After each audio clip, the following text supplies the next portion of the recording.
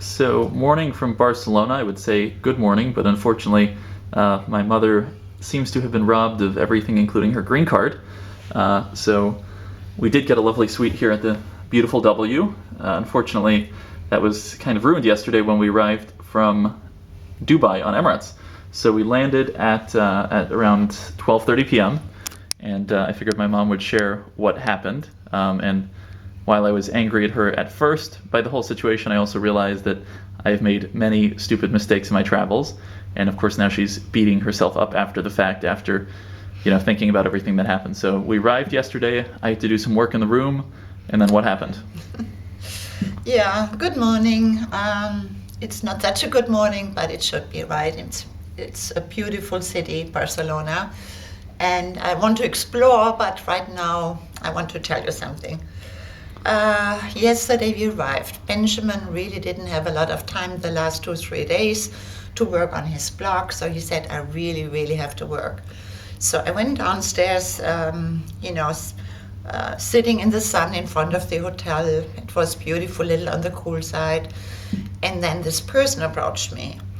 And usually I do not talk to people, but I don't know why. There were a lot of people around us too, so he sat next to me. He told me he was a pilot from Singapore Airlines, but not at this very moment.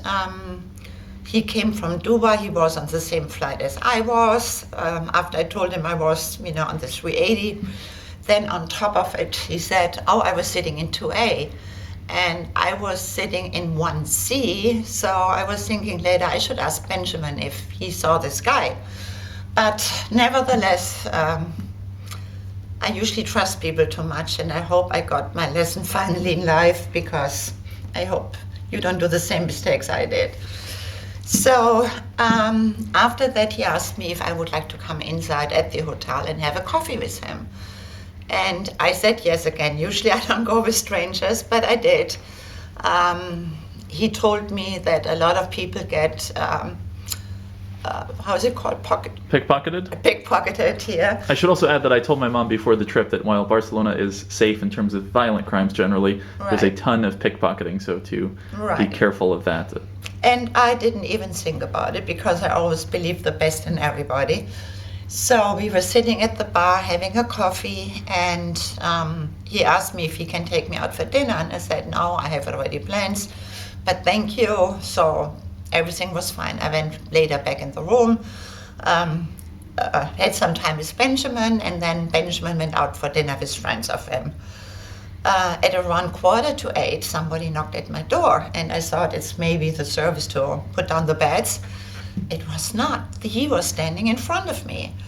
And I was just, what went through my head, how does he know about my number? And he said, come out for dinner with me, come out. And I said, no. I'm not coming out. And in order to get him out, I said, I come downstairs with you for a second. So we talked downstairs for a few minutes, and he said, why don't you come out with me for dinner? And I said, it's too cold, I don't have a jacket. So he said to me, something, I'm going to buy you a jacket. And I could not, I said 3 or 4 times, no. And he jumped into a cab, and he said he will be back in 10 minutes with a jacket. So at this point, I really thought something is not right. So I went back to the room, I locked the doors. I did not leave the room at all the whole night. But the phone started ringing like half an hour later for 4 or 5 times, but I didn't answer. Because I knew when Benjamin would reach me, he would, text me on my cell phone, so there was no need to answer. So unfortunately... I want to jump forward here a bit then. I got home at midnight, or got to the hotel at midnight, and I was trying to enter the room. My mom wasn't supposed to lock the door, obviously, so I could still enter. And I tried to open the door, and the red light came on. The door wouldn't open. I tried to do that several times. Hotel security had to get involved. In order to open the door, I called my mom on the phone here 8 times. She didn't answer. And go figure, in the meantime, I had text from her saying that he wants to be with me forever and all this creepy stuff. Right. So I was, of course, thinking the worst. I was terrified because she was, that nobody was answering the door, even though it was clearly locked. And I had the worst thoughts. But fortunately, then she did eventually wake up. And I yelled at her as nicely as I could for a while. at the whole situation because I'm like, do you realize what probably happened here?